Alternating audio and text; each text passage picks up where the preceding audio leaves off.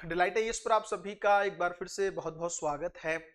तो बांग्लादेश के अंदर अमेरिका की सेना पहुंच गई। क्या इससे भारत को खुश होने की जरूरत है या भारत के लिए कोई चिंता की बात?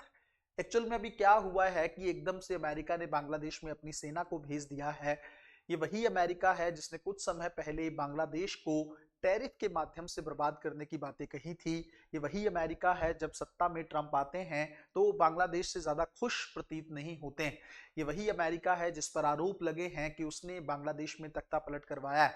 सारी बातों को गहराई से जानने का प्रयास करेंगे। ये कहानी कहां से शुरू होती है और इसका परिणाम क्या हो सकता है, थोड़ा अच्छे से जानने का प्रयास करेंगे। सबसे पहली चीज तो मैं आप लोगों को बता दूं, बांग्लादेश को लेकर थोड़ा सा ऐतिहासिक रूप से थोड़ा सा हम लोग बैकग्राउंड जान लेते हैं। बांग्लादेश में लोकतांत्रिक तरीके से शेख हसीना की सरकार बहुत बेहतर तरीके से चल रही थी। ये वही शेख हसीना है जो भारत के साथ बेहतर संबंधों की बातें करती रहती थी। और बांग्लादेश में एकदम से जेएनजी आंदोलन होता है और वहां पर शेख हसीना की सरकार को बदल दिया जाता है, तख्ता पलट हो जाता है। शेख हसीना वहां से भारत आने में सफल रहती हैं और वहां पर मोहम्मद यूनुस की जो के नेतृत्व में अंतरिम सरकार बांग्लादेश में निर्मित होती। अब बात यह है कि जैसे ही शेख हसीना अपने जो है तख्ता पलट हुआ और उसने कई सारे बयान दिए, तो उसमें उन्होंने कहा कि अमेरिका ने बांग्लादेश में तख्ता पलट करवाया है। शेख हसीना का बेस ये था, आधार ये था कि अमेरिका ने जो है बांग्लादेश से एक आइलैंड मांगा था, है ना, सेंट मार्टिन आइलैंड करके एक बांग्लादेश का आइलैंड है। तो अमेरिका ने उसकी मांग की थी। अमेरिका वहां पर सैन्य बेस स्टैब्लिश करना चाहता था, लेकिन बांग्लादेश में उस समय जब पीएम थी शेख हसीना, तो उन्होंने इसे देने से मना कर दिया था और उन्होंने कहा यह बांग्लादेश की संप्रभुता का उल्लंघन होगा, हम ऐसा नहीं कर सकते हैं। तो शेख हसीना ने मना कर दिया और इसी चीज के चलते वहां पर तख्ता पलट करवा दिया गया। इस तरह की बातें शेख हसीना ने खुद कही, है ना। और उस समय बाइडन के काफी करीब थे जो मोहम्मद यूनुस हैं, अंतरिम सरकार के जो प्रमुख हैं बांग्लादेश में, वो काफी क्लोज थे बाइडन के। इसलिए अमेरिका ने वहां पर तख्ता पलट करवाया। इस तरह की बातें हुई। तो जैसे ही ट्रंप सत्ता में अमेरिका में आते हैं तो ट्रंप मोहम्मद यूनुस से ज्यादा खुश प्रतीत नहीं होते हैं। ट्रंप ने बांग्लादेश को टैरिफ के माध्यम से बर्बाद करने की बातें भी कही, लेकिन भारत पर 50% का टैरिफ अमेरिका ने लगाया, लेकिन ट्रंप ने बांग्लादेश पर सिर्फ और सिर्फ 20% का टैरिफ लगाया। इसका मतलब आज भी बांग्लादेश की जो चीजें हैं वो अमेरिका में भारत से सस्ती ही बिक रही है ना। भारत को नुकसान है, लेकिन बांग्लादेश का माल अच्छे से अमेरिका में जा पा रहा है। अब बात यह है कि अभी एकदम से सेना बांग्लादेश में क्यों आई। तो जैसे मैंने आपको बताया कि बांग्लादेश के माध्यम से अमेरिका इंडो प्रशांत में अपनी कमांड को मजबूत बनाना चाहता है। अभी तात्कालिक कारण यह बताया गया है कि बांग्लादेश में इस समय में सितंबर और अक्टूबर में बहुत सारे चक्रवात आते हैं, बहुत सारे तूफान आते हैं। उन तूफानों से बचाने के लिए बांग्लादेश में अमेरिका ने सेना भेजी।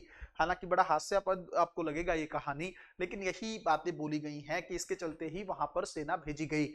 अब बात यह है कि बांग्लादेश भी तो जानना चाहेगा ना कि अभी आपको हमारी इतनी चिंता क्यों हो रही। चक्रवात तो हर साल आते हैं, लेकिन अमेरिका बहुत अच्छे से जानता है कि इंडो प्रशांत के क्षेत्र की अगर कहानी इस समय देखें तो म्यांमार में सेना का शासन है। म्यांमार को लेकर भी अमेरिका की बात मैं आप लोगों के सामने रखने वाला हूं, लेकिन उससे पहले आप समझो, म्यांमार इस समय चीन के पाले में खेल रहा है, बांग्लादेश चीन के पाले में खेल रहा है। इंडिया और अमेरिका के संबंध बहुत अच्छे नहीं चल रहे हैं। तो एशिया में कहीं ना कहीं पे अमेरिका की पकड़ कमजोर हो रही है। और एशिया में अगर अमेरिका की पकड़ कमजोर होती है तो इंडो प्रशांत में अमेरिका का जो व्यापार है या उसकी जो पकड़ रहती है इस क्षेत्र में, वो पूरी तरीके से खत्म हो जाएगी। चीन तो इस समय आप लोगों को पता है कि 300 से ज्यादा नौसैन्य जहाजों के साथ या वाहनों के साथ इस क्षेत्र में घूम रहा है। उसने बहुत सारी पनडुब्बियां तैयार कर रखी हैं। लगातार चीन की नौसेना इस क्षेत्र में गश्त करती रहती है। अमेरिका उसके मुकाबले अभी ज्यादा कुछ नहीं कर रहा है, इसलिए अमेरिका ने एक ठिकाना तलाशा है। आपको पता है भारत तो इस तरह की चीजें अलाउ करेगा नहीं सैन्य बेस को लेकर, तो बांग्लादेश ही इस समय उनको लगा कि एक बेहतर टारगेट हो सकता है।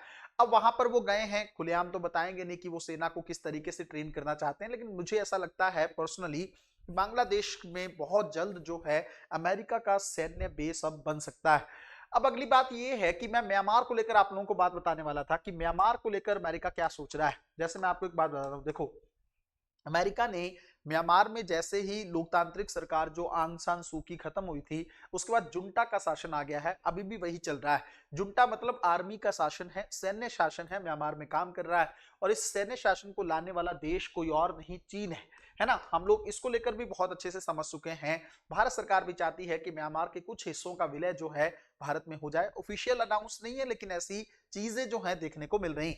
अब म्यांमार में सेना का शासन है, जुंटा का शासन है, और अमेरिका एक लोकतांत्रिक देश है। अमेरिका का अपना एक इतिहास रहा है। अमेरिका शुरू में ये सोचता रहा है कि जिस देश में लोकतंत्र नहीं है, वहां पर जहां पर सेना का शासन है, वो देश अमेरिका का दुश्मन है ना। डेमोक्रेसी होनी चाहिए। लेकिन अभी अमेरिका ने पलटी मारी है और 2 महीने पहले अमेरिका ने म्यांमार से सेना जो प्रतिबंध लगा रखे थे, उन प्रतिबंधों को हटा दिया है। ये बहुत बड़ी बात थी म्यांमार के पॉइंट ऑफ व्यू से। क्यों किया ऐसा अमेरिका ने? क्योंकि म्यांमार लगातार चीन के खेमे में जा रहा है। उसका कोई प्रमाण है? बिल्कुल प्रमाण है। एक तो मैंने आपको बताया कि किस तरीके से जो है म्यांमार में चीन एंटर कर रहा है ना, उसके चलते ही वहां पर जुंटा का शासन आया है। दूसरा एक प्रमाण ये है कि जिस तरीके से चाइना पाकिस्तान इकोनॉमिक कॉरिडोर बनाया जा रहा है, उसी तरीके से चाइना म्यांमार इकोनॉमिक कॉरिडोर को लेकर भी बातें चल रही। तो अमेरिका को लगता है कि अगर इतना बड़ा इन्वेस्टमेंट अगर म्यांमार में चीन कर देगा, तो फिर तो चीन जो म्यांमार जो है पूरे तरीके से चीन के पाले में खेलने लगेगा। तब तो बहुत सारा नुकसान अमेरिका को हो सकता है। एक और चीज, उसके अलावा कोई कारण है जो म्यांमार में इंटरेस्ट लेना चाह रहा है अमेरिका? उसका एक कारण एक और है, रेयर अर्थ मिनरल को लेकर है। आपको पता है बहुत सारे दुर्लभ खनिज होते हैं जो हर जगह नहीं पाए जाते हैं। उन खनिजों को इस समय बहुत ज्यादा अमेरिका को उसको लेकर होड़ मची हुई है, क्योंकि चीन के साथ अमेरिका का व्यापार प्रभावित है और वहीं से ये मिनरल्स एक्सपोर्ट होते थे। अब जो है अमेरिका जो है इन मिनरल्स के लिए ही यूक्रेन पहुंचा है, इन मिनरल्स के लिए ही वह म्यांमार को भी तलाश रहा है। तो ये कुछ कारण हैं जिसके चलते अमेरिका म्यांमार के क्लोज आ रहा है। अब बात करते हैं कि बांग्लादेश के माध्यम से अमेरिका कौन से निशाने साधना चाहता है और भारत को इसको लेकर क्या सोचने की जरूरत। देखो, मैं आपको एक बात बताता हूं। देखो, अगर भारत अमेरिका के संबंध बहुत बेहतर रहते ना, तो बांग्लादेश का जो चटगांव वाला क्षेत्र है, भारत उसके बारे में उसको ग्रेटर त्रिपुरा के माध्यम से इन्वॉल्व कर सकता था, क्योंकि बांग्लादेश में अभी अस्थिरता का माहौल है ना। और इस क्षेत्र में हमारा आपको पता है कि ग्रेटर त्रिपुरा का एक सपना रहा है। अगर भारत चाहता तो वो सपना पूरा कर सकता था, लेकिन इस समय अमेरिका के साथ हमारे रिलेशन अच्छे नहीं चल रहे हैं। धीरे धीरे चीजें बेहतर होने की तलाश में हम लोग आगे कोशिश कर रहे हैं। दूसरा ये है कि अगर हम इसका नेगेटिव पॉइंट देखें, तो अगर बांग्लादेश में अमेरिका आता है ना और अपना सैन्य बेस बनाता है, तो भारत के लिए तो देखो कतई अच्छी बात नहीं है। कोई भी सुपर पावर इस क्षेत्र में आती, चाहे वो चीन हो, चाहे अमेरिका हो, रूस हो। रूस से कुछ हद तक फिर भी हम लोग सेफ महसूस करते हैं, लेकिन चीन और अमेरिका जहां पर भी जाते हैं और सैन्य बेस बनाते हैं, वो भारत के सुरक्षा के लिहाज से बेहतर नहीं हो सकता है। आपको पता है अमेरिका किसी भी क्षेत्र में जाता है तो वहां किसी और देश की नहीं सुनता है, और यही चीज जो है भारत अमेरिका के संबंधों में टकराव क्रिएट करती। अच्छा, अब इससे भारत क्या इसको रोक सकता है? अब देखो, भारत इतनी बड़ी पावर तो है नहीं कि अमेरिका को उसके क्षेत्रों में किसी और देश के क्षेत्र में जाने से रोक सके, लेकिन भारत बांग्लादेश के साथ संबंधों को थोड़ा सा बेहतर कर सकता है। मोहम्मद यूनुस के साथ इंडिया के संबंध अभी बहुत अच्छे नहीं चल रहे हैं। अगर यहाँ पे भारत थोड़ा अच्छा सा काम करके, तो अमेरिका को अभी भी रोका जा सकता है कि सैन्य बेस के लिए बांग्लादेश खुद ही मना कर दे। मिलते हैं अगले वीडियो में, तब तक अपना ध्यान रखें, अपनी पढ़ाई को बहुत अच्छे तरीके से करते रहें। बहुत बहुत धन्यवाद।